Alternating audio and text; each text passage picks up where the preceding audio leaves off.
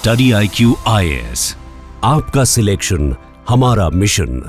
नमस्कार दोस्तों आप सबको याद होगा कुछ दिन पहले दिल्ली में एक भूकंप आया था 4 मैग्नीट्यूड का पूरा दिल्ली NCR हिल गया था। इतनी तेज आवाज हुई थी, लोगों को समझ नहीं आ रहा था कि ये है क्या।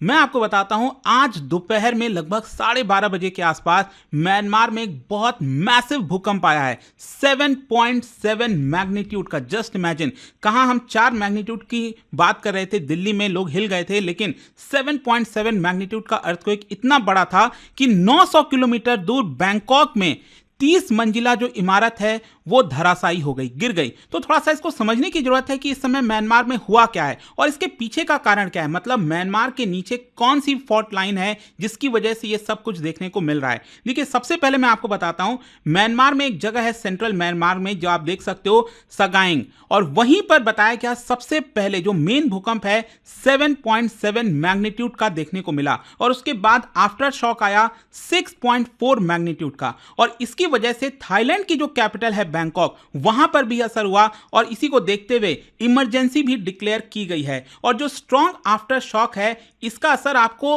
आसपास के जितने भी देश हैं, चाइना, भारत, बांग्लादेश, हर जगह आपको देखने को मिलेगा। इनफैक्ट ये आप देख सकते हो, सबसे पहला मेन इवेंट जो है वहां का लोकल टाइम लगभग 12:50 के आसपास 7.7 मैग्नीट्यूड का अर्थक्वेक आता है, और इसका एपिसेंटर सगाइंग, जैसा कि मैंने आपको बताया। अगेन आप देख सकते हो यहां पर जो सेंट्रल है एरिया म्यांमार का सगाइंग, और यहीं पर करीब 1 बजे के आसपास आया, और ये शैलो अर्थक्वेक था।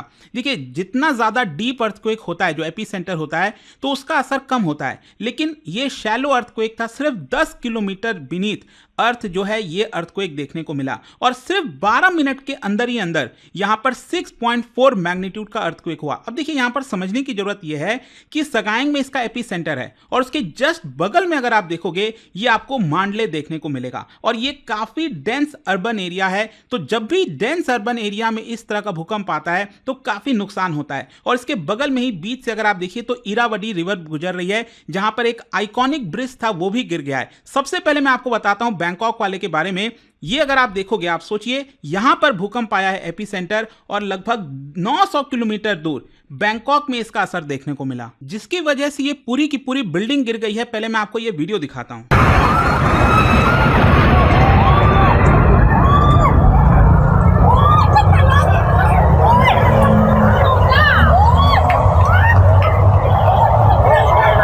और देखिए, इस बिल्डिंग का ये हाल हो गया है। मतलब ये 30 मंजिला अंडर कंस्ट्रक्शन बिल्डिंग थी, ऑलमोस्ट बनकर तैयार हो गई थी, तभी ये भूकंप आता है, और इसका शॉक जो है आप देखिए, पूरी की पूरी बिल्डिंग धराशायी हो जाती है, और करीब 40 वर्कर बताया जा रहे हैं कि इस बिल्डिंग में फंसे हुए मलबे में। अब कैसे उनको निकाला जाएगा, क्या होगा, इस दृश्य से ही आप अंदाजा लगा सकते हो। इसके अलावा भी बताया जा रहा है कि यहाँ पर जो बिल्डिंग्स के ऊपर जो आपने देखा होगा कई बार स्विमिंग पूल्स वगैरह होते हैं होटल्स वगैरह में, आप देख सकते हैं इतना ज्यादा हिल रहा था, जिसकी वजह से यहाँ पर जो पानी है वो लगातार नीचे गिरने लग गया। स्विमिंग पूल का पानी जो है ऊपर से नीचे गिरने लग गया, लोग भाग रहे हैं, अफरा तफरी पूरी मची हुई है पूरे, चाहे म्यांमार की बात करें या फिर हम बैंकॉक की बात करें।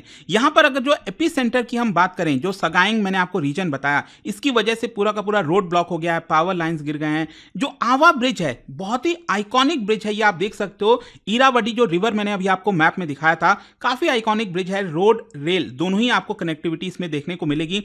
इस पर्टिकुलर अर्थक्वेक की वजह से आप देख सकते हो ये भी कोलैप्स हो गया है। फिर इसके अलावा इनिशियली देखो, अभी के लिए तो 20-30 इतने के आसपास डेथ्स बताए जा रहे हैं, लेकिन ये आंकड़ा सैकड़ों में जाएगा, हजारों में जाएगा, इसका अंदाजा लगाना भी मुश्किल है। फिर इसके अलावा सेल्यूलर टावर्स वगैरह डैमेज हुए हैं, जिसकी वजह से कम्युनिकेशन करना मुश्किल हो जा रहा है। फिर उसके बगल में यहाँ पर जो अर्बन एरिया है, मेजर अर्बन एरिया मांडले, मैंने आपको बताया, वहां पर भी जो स्ट्रक्चरल फेलियर्स हैं, जो पुरानी बिल्डिंगें हैं वो गिरी हैं, इमरजेंसी रूम्स जो हैं वो ओवररन हो गए हैं, हॉस्पिटल्स खचाखच भरे हुए हैं। फिर इसके अलावा जो स्कूल फील्ड्स वगैरह हैं, वहां पर एक टेम्पररी बेसिस पर हॉस्पिटल्स को बनाने की कोशिश की जा रही है। कल्चरल लॉस भी हुआ है, सेंचुरीज ओल्ड, आपको पता है म्यांमार में, थाईलैंड में काफी ज्यादा आपको बुद्धिस्ट टेंपल्स वगैरह देखने को मिलते हैं। तो जो बुद्धिस्ट टेंपल्स हो गए, पगोडास हो गए, अगेन इस पिक्चर में आप देख पाओगे, इनको भी काफी डैमेज हुआ है। फिर इसके अलावा जो नेबरिंग कंट्री है, फॉर एग्जांपल चाइना में आप देख सकते हो जो पास में ही रुइली सिटी है, उनको भी काफी ज्यादा डैमेज हुआ है, वहां पर जो घर है वो कोलैप्स हो गए हैं।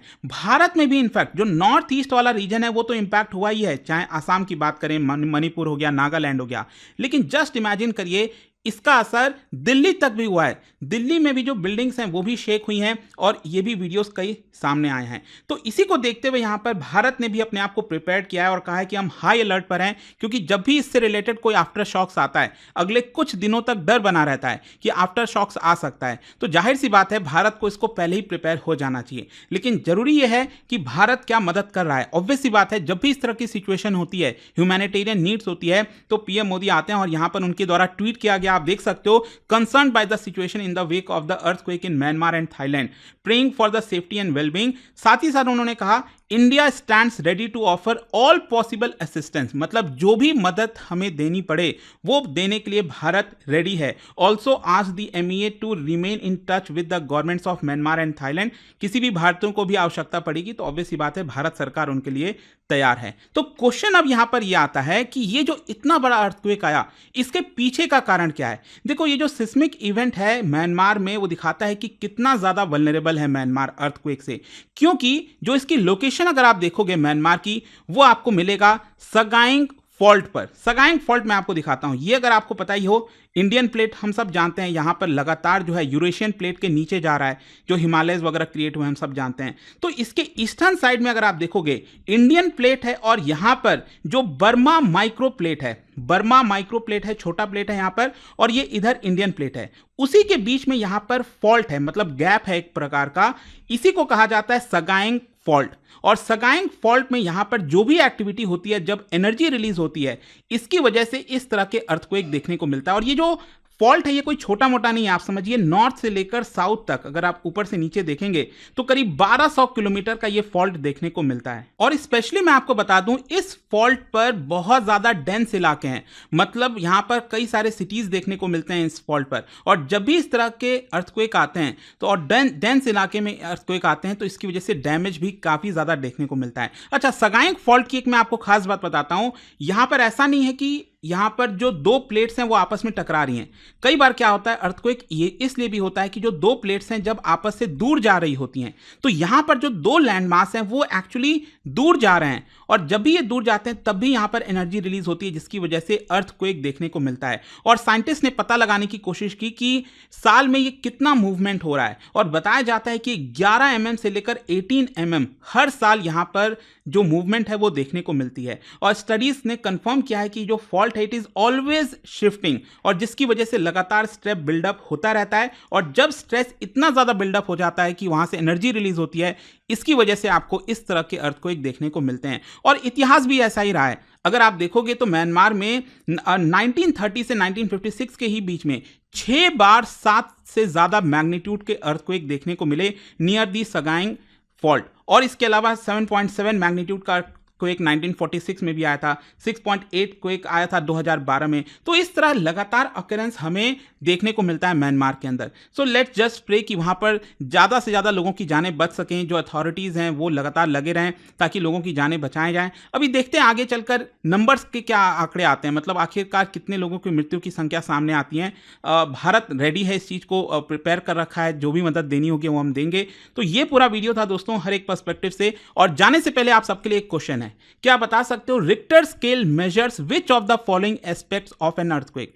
कौन से एस्पेक्ट को मेजर करता है? जब हम रिक्टर स्केल की बात करते हैं ना, कितना मैग्नीट्यूड का अर्थक्वेक, तो वो क्या चीज मेजर करता है? और इसका जो राइट आंसर है आप सब जानते हैं, मेरे इंस्टाग्राम पर तो मिलेगा ही, वहां पर अगर आप नहीं हो कोई बात नहीं, टेलीग्राम से ले सकते हैं इसका सही उत्तर। और जैसा कि मैं आपको बता दूं, स्टडी आईक्यू पर इस समय मंथ एंड सेल चल रहा है। कोई भी कोर्स अगर आप लेना चाहते हो, बैचेस लेना चाहते हो, you can use this code Ankit live to get maximum discount. Link comment section में दिया हुआ है। दोस्तों, यूपीएससी एस्पिरेंट्स हो या बनने वाले हो, मेरे पास है आपके लिए game changing opportunity, study IQ का नया संपूर्ण बैच। सोचिए, एक कॉम्प्रिहेंसिव प्रोग्राम जिसमें मिलेगा सब कुछ, टॉप एजुकेटर्स के साथ 1000+ आवर्स की लाइव क्लासेस, पर्सनलाइज्ड मेंटरशिप और हैंड रिटन नोट से लेकर पीआरपी, एमआरपी जैसे इंटेंसिव प्रोग्राम्स तक। और बात स्कॉलरशिप्स की करें तो प्रीलिम्स क्लियर करो, पूरा फीस रिफंड पाओ।